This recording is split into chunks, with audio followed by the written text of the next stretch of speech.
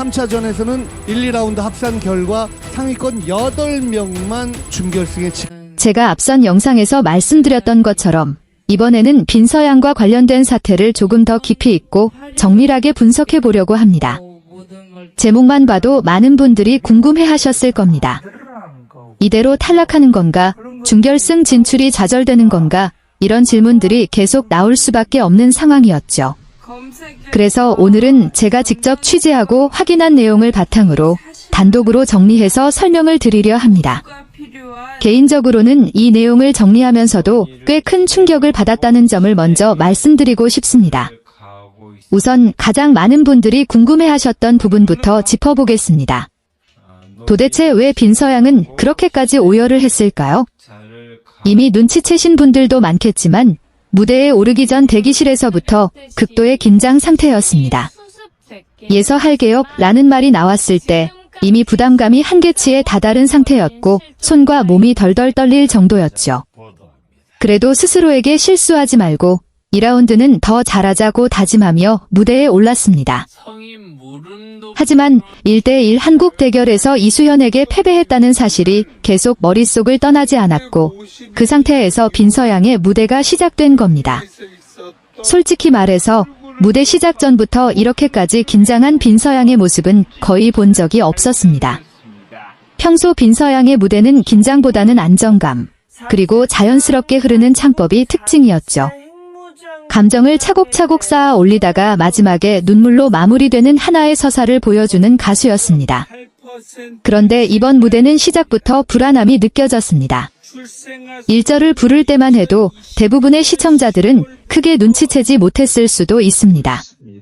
하지만 저는 그때 이미 뭔가 이상하다는 느낌을 받았습니다. 빈서양은 원래 고음에서 파워로 밀어붙이기보다는 정통 트로트 스타일답게 꺾기를 많이 사용하는 가수입니다. 남들이 한두 번 꺾을 때 빈서양은 2번, 4번, 5번까지도 자연스럽게 이어갈 정도로 테크닉이 뛰어난 가수죠.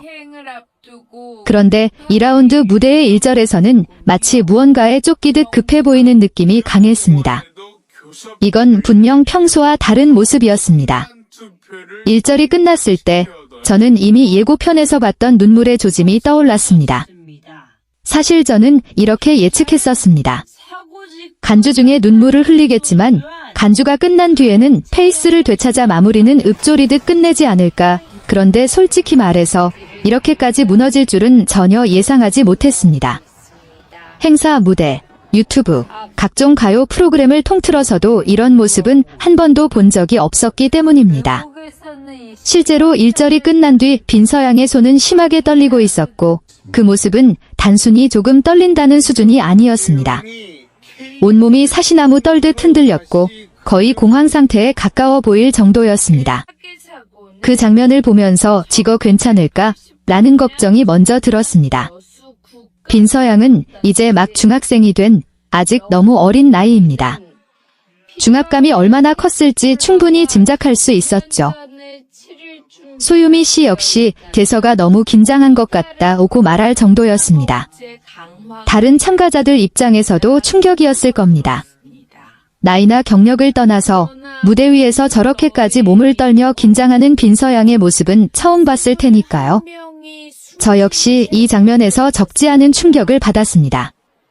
분명 실수 없이 해낼 거라 생각했는데 무대가 시작되자마자 음정이 흔들리기 시작했고 결국 그 불안은 현실이 되고 말았습니다.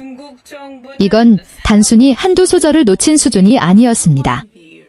2절 초반부 대부분을 눈물로 보내버렸다고 해도 과언이 아닐 정도였죠. 빈서양의 팬분들은 물론이고 현역 가왕을 그냥 시청하던 분들 역시 큰 충격을 받았을 겁니다. 저 또한 마찬가지였습니다.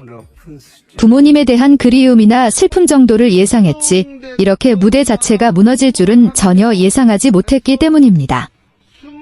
그렇다면 이 모든 게 빈서양의 잘못일까요? 냉정하게 말씀드리겠습니다. 절반은 맞습니다. 빈서양의 책임도 분명히 존재합니다. 다른 10대 참가자들 역시 같은 부담을 안고 있었을 겁니다. 김태현이 돌지 마라고 말할 정도였지만 빈서양은 끝내 감정을 추스르지 못했습니다. 프로 가수의 입장에서 보면 안타까움과는 별개로 실력적인 비판을 피하기 어려운 장면이기도 했습니다. 개인적으로도 너무 안타깝고 아쉬웠습니다. 만약 이 상황을 이겨내고 무대를 끝까지 잘 마쳤다면 오히려 극찬을 받았을 겁니다. 그만한 실력을 빈서양은 충분히 갖고 있기 때문입니다. 그렇다면 나머지 절반의 책임은 누구에게 있을까요? 저는 제작진에게 있다고 생각합니다. 빈서양이 단순히 부담감 때문에 울었다고 보지 않습니다. 핵심은 14위라는 순위, 그리고 탈락할 수도 있다는 현실적인 공포였습니다. 노래를 부르다 울고, 다시 부르다 또 울고, 그 모습에 관객들까지 눈물을 흘렸습니다. 공감이 되지 않았다면 놀라거나 냉정한 반응이 나왔겠지만, 오히려 마스터들과 관객들은 응원을 보내기 시작했죠. 이미 음정은 무너졌고, 한 번 터진 눈물은 멈추기 힘든 상태였습니다. 어른도 감당하기 힘든 상황인데, 어린 참가자에게는 얼마나 가혹했겠습니까? 단순한 긴장이라면 이렇게까지 오열했을까요? 저는 확실한 탈락의 그림자가 드리워졌다고 느꼈기 때문에 이런 모습이 나왔다고 봅니다. 마이크를 끌어안고 몸을 떨며 울었다는 건 그만큼 절실했지만 스스로 감정을 제어할 수 없을 정도로 무너졌다는 의미이기도 합니다. 관객들은 안타까워서 응원을 보냈고 이재 씨도 눈물을 흘리며 끝까지 해야 돼 라고 말했습니다. 결국 후렴에 들어가서야 다시 노래를 이어갔지만 이미 의미 전달은 많이 무너진 상태였습니다. 그럼에도 불구하고 끝까지 무대를 이어갔다는 점에서 최소한의 의지는 보여줬다고 할 수 있겠죠. 정수라 씨 역시 너무 안타까운 표정을 지을 수밖에 없었습니다. 마스터와 관객, 시청자 모두 알고 있었습니다. 이 무대는 단순한 실수의 무대가 아니라 불안과 중압감, 탈락의 공포가 만들어낸 처절한 오열 무대였다는 것을요. 시청자 반응도 비슷했습니다. 아직 너무 어리다, 멘탈 관리도 실력이다, 예서답지 않아서 더 안타깝다 이런 말들이 쏟아졌죠. 저 역시 같은 생각입니다. 빈서양답지 않은 상황이었고 그 책임의 상당 부분은 제작진에게 있습니다. 왜 이렇게까지 됐을까요? 빈서양은 지금까지 노래를 못한 적이 거의 없었고 누가 봐도 우승 후보였습니다. 그런데 16명 중 14위, 뒤에 2명만 남은 상황이었습니다. 이수현과의 점수 차이는 무려 120점. 이건 웬만해서는 뒤집기 힘든 격차입니다. 중간 점수가 공개되는 순간 빈서양의 멘탈은 사실상 무너졌다고 봐야 합니다. 4위 210점의 이수현, 그리고 14위 90점의 빈서양. 같은 대결이었는데 결과는 10계단 차이였습니다. 여기서 첫 번째 문제는 대진입니다. 굳이 이수현과 붙었어야 했을까요? 다른 참가자들과의 대결도 충분히 가능했습니다. 두 번째 문제는 점수 차이입니다. 현실적으로 이렇게까지 벌어질 수 있는 점수 차이였는지 의문이 남습니다. 이 상황에서 빈서양이 느낄 부담은 상상 이상이었을 겁니다. 게다가 빈서양은 과거 미스트로 시절 준결승 진출에 실패했던 트라우마가 있습니다. 그리고 이번 현역 가왕에서 그 기억이 그대로 재현된 겁니다. 같은 상황, 비슷한 좌절, 그리고 더 큰 점수 차이, 엄청나게 잘해야만 살아남을 수 있는 조건에서 과연 누가 멘탈을 유지할 수 있을까요? 이런 상황이 반복되다 보니 일부에서는 제작진의 의도성을 의심하는 목소리까지 나오고 있습니다. 시청률을 위해 극단적인 대진과 점수 차이를 연출한 게 아니냐는 의혹입니다. 실제로 빈서양의 팬카페에는 국민 판정단 신청 안내 글이 올라왔고 이는 탈락자가 아니라는 강력한 신호로 해석되고 있습니다. 결국 관객 평가단 점수에서 반전이 있었을 가능성이 크다는 이야기죠.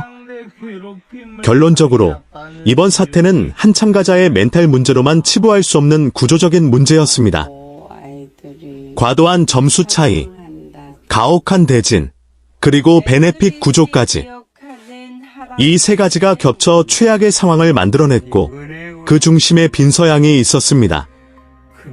참가자들에게 극심한 부담과 압박을 주는 구조 자체가 문제였고 그 결과가 바로 이 오열 무대였다고 저는 생각합니다.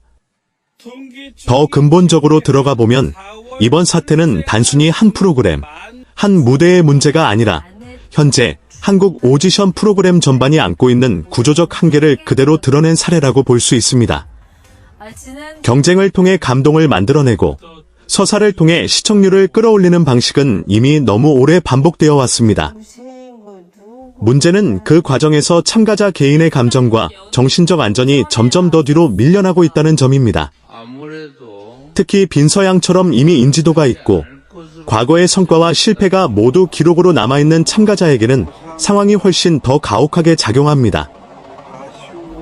한 번의 무대는 단순한 현재의 평가가 아니라 과거의 기억과 미래의 가능성까지 한꺼번에 짊어진 채 올라서야 하는 시험대가 됩니다. 이번에도 안 되면 어떡하지? 또 같은 결과가 나오면 나는 뭐가 되지라는 생각이 머릿속을 가득 채운 상태에서 무대에 오른다는 것 자체가 이미 정상적인 컨디션일 수 없습니다. 빈서양의 경우 미스트롯 시절의 좌절이 아직 완전히 정리되지 않은 상태였을 가능성이 큽니다. 어린 나이에 겪은 실패는 어른이 겪는 실패보다 훨씬 오래, 깊게 남습니다. 그런데 이번 현역 가왕에서 그 기억을 정면으로 자극하는 상황이 반복되었습니다. 순위 공개, 큰 점수 차이, 탈락 가능성, 그리고 비교 구도까지. 이는 단순한 우연의 연속이라고 보기에는 너무 정확하게 과거의 트라우마를 건드리는 구조였습니다. 여기서 우리는 또 하나의 중요한 질문을 던져야 합니다. 과연 제작진은 이런 심리적 영향을 어디까지 고려해야 하는가 하는 문제입니다. 일각에서는 경쟁 프로그램이니 어쩔 수 없다, 멘탈도 실력이다 라는 말로 모든 책임을 참가자 개인에게 돌리기도 합니다. 하지만 그 논리는 성인 참가자에게나 어느 정도 적용될 수 있는 이야기입니다. 아직 정서적으로 성장 중인 미성년자에게까지 동일하게 적용하는 것은 명백히 재검토가 필요한 부분입니다. 실제로 해외 오디션 프로그램들을 살펴보면 미성년자 참가자에 대한 심리 상담, 보호자 동반 시스템, 순위 공개 방식의 조정 등 다양한 안전장치가 마련되어 있는 경우가 많습니다. 반면 국내 프로그램은 여전히 결과가 전부라는 방식에서 크게 벗어나지 못하고 있습니다. 감동적인 눈물, 극적인 반전, 처절한 무너짐이 하나의 콘텐츠로 소비되는 구조 속에서 참가자의 감정은 언제든 연출의 재료가 될 수 있는 위험에 노출되어 있습니다. 빈서양의 오열 무대가 유독 많은 사람들의 마음을 불편하게 만든 이유도 바로 여기에 있습니다. 감동이라기보다는 지켜보는 것 자체가 힘든 장면이었기 때문입니다. 누군가의 한계를 시험하는 무대라기보다는 한 사람을 벼랑 끝까지 몰아붙인 뒤 그 반응을 그대로 보여주는 듯한 인상을 주었기 때문입니다. 그래서 많은 시청자들이 채널을 돌리지 못하면서도